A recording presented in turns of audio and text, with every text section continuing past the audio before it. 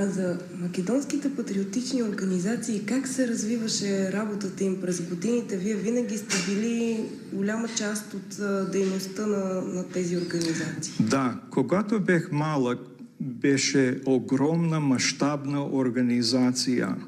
Но както знаете вие, в Щатите има силен притисък на асимилация. И всички от първото американско поколение вече не говорят български, не знаят, не се интересуват. И сега МПО е една много малка организация.